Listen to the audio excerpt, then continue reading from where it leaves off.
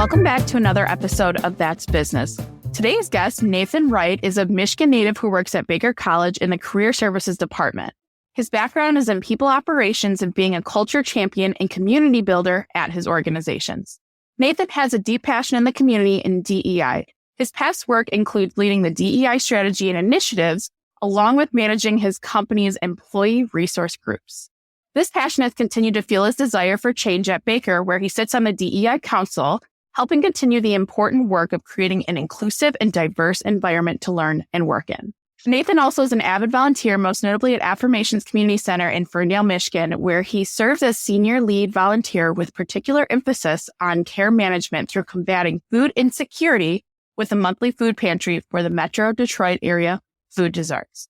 Nathan, thank you so much for being a guest. We have so much to cover today, but how's it going in your world? Pretty good. I'm not going to lie. My toes are freezing right now under my desk, but 'tis the season, I guess.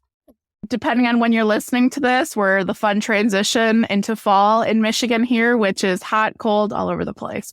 So before we dive into all the great work you do, let's throw it back. What did you want to be when you grew up, or what was your childhood like, if you feel comfortable telling us? Yeah, absolutely. So from even grade school, I wanted to be a teacher. Then I entered OU, Oakland University, and I started the education program. I was about a year in, and I was like, what am I doing here? I cannot spend another 3 years learning about theories about educating instead of being in the classroom.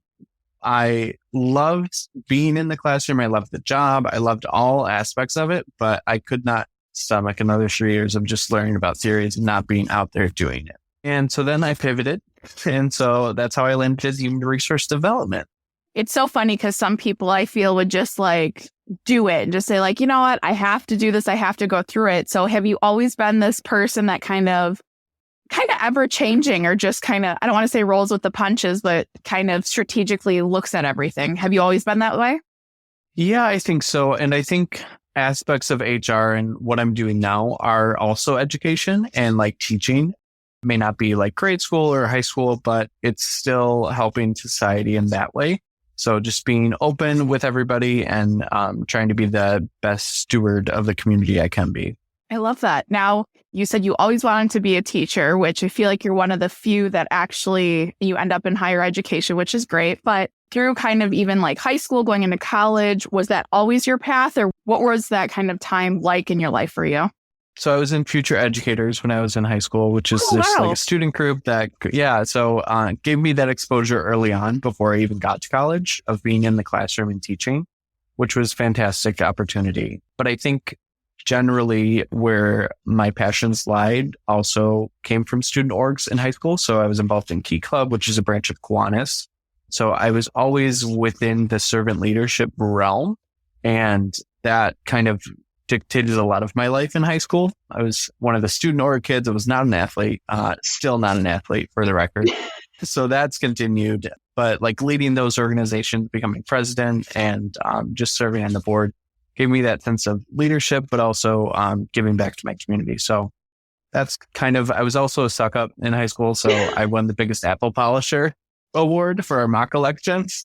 Amazing. Yeah. So it was good. So I would say I definitely related more to my teachers than my classmates. And I learned a lot from them, both in the classroom and through those relationships I formed. Now something, and this is maybe my own self-discovery, but lately I've been thinking about, because I did play sports, but I also was definitely an organization kid.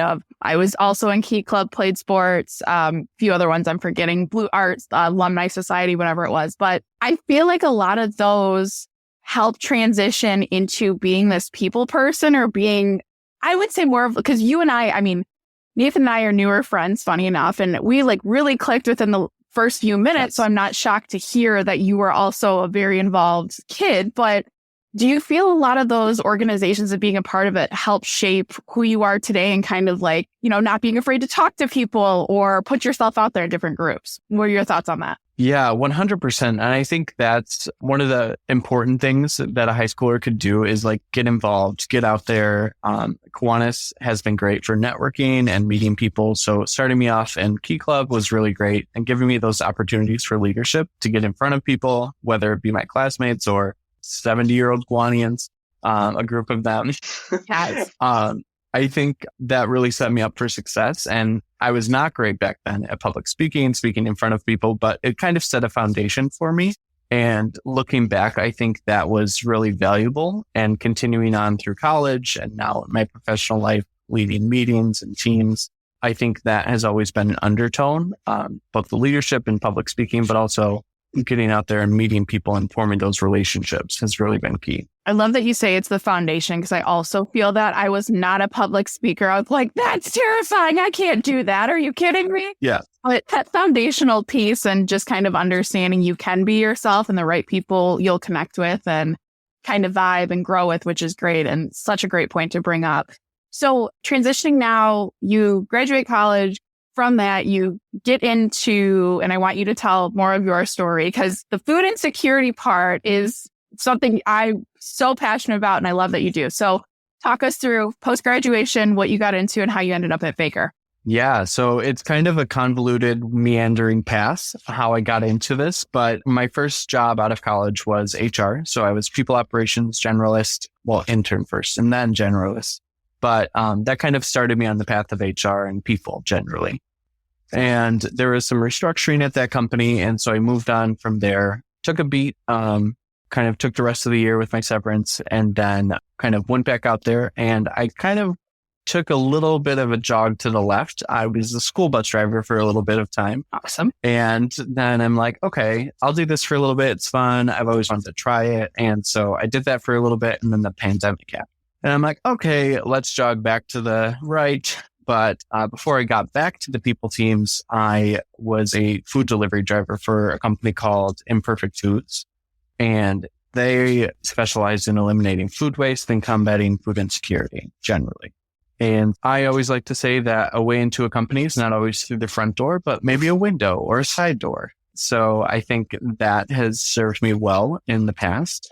So starting out as a seasonal delivery driver, and then making connections within the company through employee resource groups, through chatting with my local people team, I was able to work myself onto the people team when there was an opening. And so that kind of continued my path. And then from there, got into the communication space and ERG leads and DEI space. And then that ignited another passion within me. And so at Imperfect, I was like ignited all the time. I was just on fire with all the passion between ERGs, DEI, and food insecurity. And then fast forward a little bit to an acquisition. Another company bought Imperfect Foods. And as a result of that activity, my role was eliminated. And I'm like, oh, okay, that's fine. And so it took a little bit of time to find my next opportunity, which is not HR, but it's HR adjacent. So it's people oriented, it's employer resources, and kind of going out into the community and making those connections with people to bring them back to my students who need internships, who need full-time opportunities once they graduate. And so I like to say an undertone of all of my jobs has always been people and relationship building. So that's kind of what I lean into in all aspects of life. But I would say since working at Imperfect Foods, community building and food insecurity have been great passions of mine. And that's kind of what triggered me to start the food pantry at Affirmations. That's incredible. And I love the quote. And if I butcher it, please correct me. But a way into the company is not always the front door, but a window or side door. That is so genius, because I feel in kind of transitioning to talk about careers, you have to do what you have to do. If the pandemic's taught us anything, is like, get where you need to be. It is expensive to be an adult in this economy right now. But yes. And some people I feel, and you can talk on this as well, but, oh, well, I don't want to take a step back, or, oh, I'm better than that kind of role. I don't want to do that. And it's like, look at the doors that open for you and to help you transition into Baker even. And I was so pumped when we had talked about Imperfect Foods, because I was a subscriber of it and got the Misfit produce every month, which I love. But it's something that you're one of the rare ones, like, you loved it and unfortunately did get laid off, and, pandemic happens. I get it. But getting your foot in the door, it's so huge, or like through the window. I love that. Kind of being that person, and like you said, kind of seeing where the right opportunities were. Again, there's a reoccurring theme with who you are as a person, Nathan, as we're catching on to. But transitioning into Baker, how has that been And what was kind of your thought process when you found the new opportunity, and especially during the pandemic, and kind of talk us through the last like 3-4 years of what's been going on? Yeah, absolutely. So all of that is pretty recent. So I started at Baker this year at the end of June. And so I've been kind of getting my foothold and like my bearings in higher ed generally, because it's all new to me. But I'm a strong believer in not thinking that, oh, that's not my job, or, oh, I don't do that, somebody else does that. Nothing is above anyone, in my opinion. And I think if you think you are too good for something, then one, we're not going to get along. We're probably not going to be friends. But two, I think that you are not a team player and you are not adding to the organization in the ways that you could be if you kept a more open mind about what your role could be more broadly. I think I went off topic though. What was the question? We were talking about how you transitioned into Baker, or feeling that you were ready for this opportunity post-severance. So making the transition, it has been a transition into higher ed and also a kind of HR adjacent role, but still has those key elements of networking, people, relationship building, all of that. And so that side of things, the people and relationship building has been pretty easy for me because it's like second nature at this point. Higher ed's a little different. I came from the startup world, and for those in that space, it's breakneck pace at every turn, and there are fires everywhere, and everything is urgent. So coming from that world into higher ed, where these institutions have been around for over 100 years, and they don't have to move at that pace. People will wait and we'll just get it done. And it's a priority, but we want to be thoughtful about it, which is great. Thoughtfulness is great. But an adjustment that I've had to make is thinking about more big picture and realizing that we may not go out of business in a couple of years because we're fundraising or something, and we don't have to move that fast. So that's been an adjustment for me, but I'm getting more comfortable and recognizing the resources that I have at my disposal being in the higher ed world. I love that. Now, within career services and what you do at Baker, because I wish I had you when I was in college, and we have the resource centers and we have, the business centers and get your resume done, even though it's been the same way for the last 30 years and the same advice. But I want to talk through how you're going in and making change and you're making things happen. And I'm so here for it. But talk to us on why this is important to you, and because you and I have talked offline about this, so I don't want to steal your thunder on it. But when you started this role in identifying needs for your students and what that looks like, what is important to you? Is this DEI piece a part of it? Or just tell me what the last few months have been in store for you and what's in store for the future for your students too. Yeah, absolutely. So I first want to say what they're doing and have been doing at Baker for the career services is fantastic. And I am just an addition to that and complementing it, or trying to at least. And I think that having an outsider's perspective, or somebody that is not always in higher ed, I think is a great time to take that fresh look at things and see what could be changed or what could be added based on my experience in the world as far as outside of higher ed and career opportunities and what employers are really looking for. So I bring that piece to the table, and then also identifying different processes and procedures that don't make sense maybe. And thinking nothing's sacred. Let's revamp it. Let's record this webinar instead of doing 6 different sessions a semester and spending time doing that versus having the webinar available for people to watch whenever it's convenient for them. So that piece, and then also the DEI space. Not everyone is the same. Not everyone's brain operates the same way. And so doing the same thing every time doesn't always make sense. So you need to meet people where they are in their journey, whether that's reviewing a resume, helping them start a resume, or just talk about different interview skills and kind of preparing students and people for what to expect in an interview and what kind of tactics people use, and do those mock interviews for people so they're comfortable once they get into the world and start interviewing for their roles. So I think that is the most important, is meeting people where they are, recognizing that not everyone comes to the table with the same experiences that you do or even your colleague does. So taking that into account too, in the advice you give. That's amazing.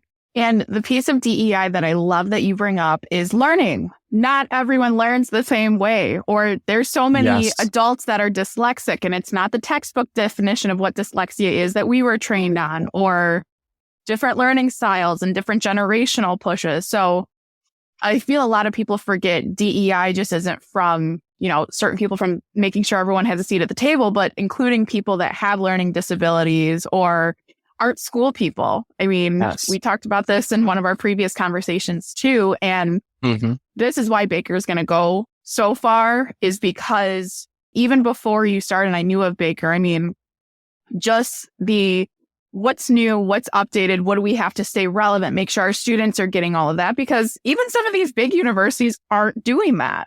Or it's just, we've done it always this way. We have a great alumni network. Well, what about the students that aren't as extroverted or don't feel comfortable reaching out for help and would love to look at a webinar? I mean, it brings me goosebumps to think about all the great things we'll do with Baker, but yes, I love that. So where do you feel Baker and in kind of your market position of being in higher education is different from other traditional local, national universities?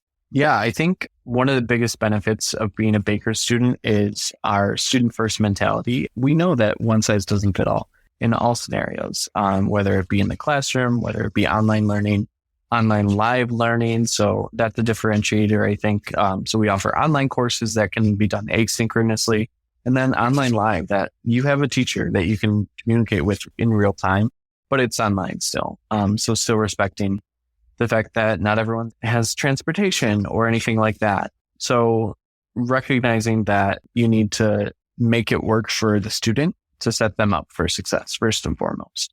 And that looks different in different scenarios. So maybe somebody needs assistance with their food, so we give them information about a food pantry, or maybe they need transportation. So we talk to a local, whether it be Uber or like Mogo, which is a Metro Detroit bike share program. So it looks like different things to different people in different scenarios. But I think first and foremost, being student first and that student first philosophy really sets us apart. Absolutely. Now, I also want to talk about your work with Affirmations, because I feel it is a great addition to what you do already, and kind of the puzzle piece that works with your food pantry and Baker and everything in between. So I'm learning about this organization too, which I'm so excited about. But tell us what Affirmations is. What's your role? Definitely. So Affirmations is Michigan's largest LGBTQ center in the state. And then I think we're top 10 in the country. Don't quote me on that one. I'm not super positive on that. So I probably shouldn't have said it, but that's fine. That's fine. So Affirmations is a community center first and foremost. So people come there for support and discussion groups. They call in to get connected with resources, and we are really that. We're a hub for people. So whether it be doing an event or attending a group at Affirmations at the community center, or it's getting you connected. So we're kind of like a switchboard for people to get connected with other orgs if we can't help them. So one example of that is during Pride, we do a gender affirming clothes closet. So we don't have clothes all year round because we don't have the storage for it. Right. And so we are able to connect with other community partners in the area to get people the clothes they need. Or if people want to donate clothes, we say, well, we can't take them right now, but I know this person who's taking them and running this clothing drive. So let me get you connected with them. So truly being a community center and being a connector of people, I think. That's huge. It's so huge. And I know, especially you're having a job fair coming up, which is great, but a lot of people I don't feel realize the different barriers to entry. I mean, I could speak to it on careers, but other resources. And it's not just based on like, who you decide to love and that's, you're different. There's so much more to it. There's so many barriers to employment, or I've literally had hiring managers say to me, I don't want to deal with someone's government name versus who they go by. I don't want to deal with it. We're not submitting them. I mean, and this has happened within the last few years and it will continue to happen. And having Affirmations and other organizations that provide education, provide resources, and just what are your rights as a professional, as a living human being in this lovely country we have here, but that's a whole other podcast. I wanted to talk about what are some of the success stories, or maybe someone that's listening that's maybe like, oh, maybe I want to get involved from a donator perspective or from a member perspective. Why is Affirmations different? We're different in the sense that we don't try to be everything for everyone. We recognize our limitations and operate within that. So one of our limitations, as many nonprofits experience, is budget. So getting those donations and recognizing how important our consistent monthly donors are is really key to the survival and success of any community center. And I won't just speak for Affirmations. So recognizing the support within your community and identifying those allies or community members that will help you get to where you want to be as a center.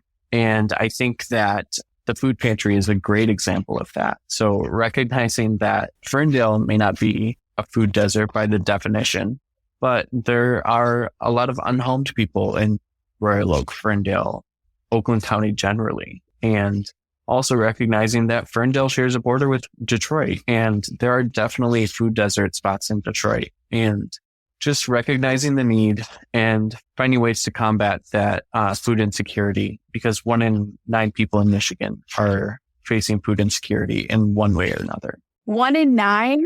1 in 9, yes. Oh my gosh. Yeah, that's the latest statistic we have. So trying to find ways to combat that in some way. So food insecurity in food deserts can be defined as like not having affordable access, not having the transportation to get to the grocery store. Even if they have the money to pay for it, they may not have a way to get there. And so recognizing community centers and Affirmations as hubs for people is the key part of this, and key community partners too. So we partner with local organizations to get fresh produce in there. So Lighthouse, Gleaners, Imperfect Foods has been a donor of Affirmations Food Pantry for a year now.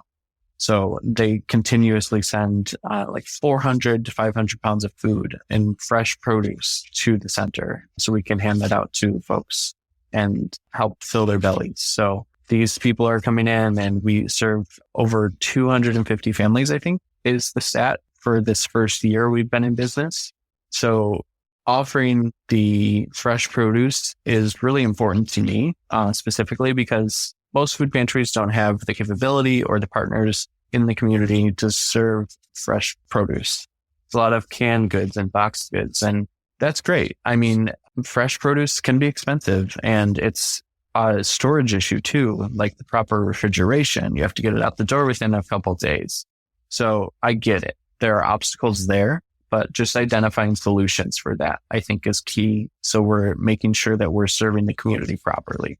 Wow. Now, if someone wants to get involved, obviously through monetary means, that's easy, but what are you in need of? Are you in need of additional donors for items? Are you in need of volunteers? How can people listening that want to jump in and help?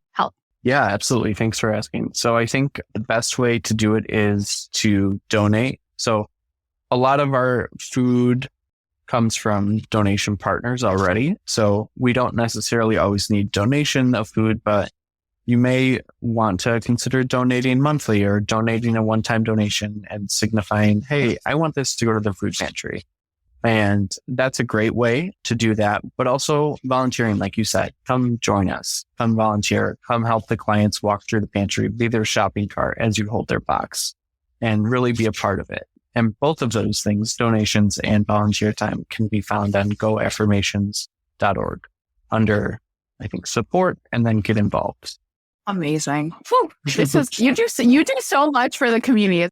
I love what you're doing. It's so huge, and it's so many things we don't think about. And I just love this. Now, Nathan, as we wrap this up, what advice do you have for listeners? Yeah. In addition to my, not the front door, but a side door or window, I always like to say networking, because a lot of times it's not about what you know, it's about who you know. And I think that cliche is so true. And making those community partners or across the internet if you work remotely. So join your networking groups. Go out and meet people.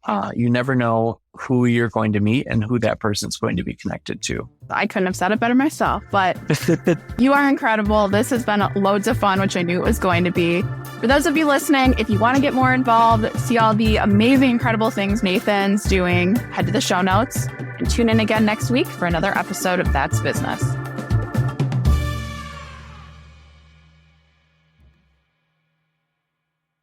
If you're looking for a career change and you're not sure where to start, the Resume Rescue can help. Sure, there's no such thing as the perfect fit for everyone, but here at the Resume Rescue, we're on a mission to find the perfect solution for you. Whether it's changing careers, updating a resume, learning LinkedIn, or practicing interviewing, we have you covered. Find us online at theresumerescue.com and find all of our contact info in our show notes.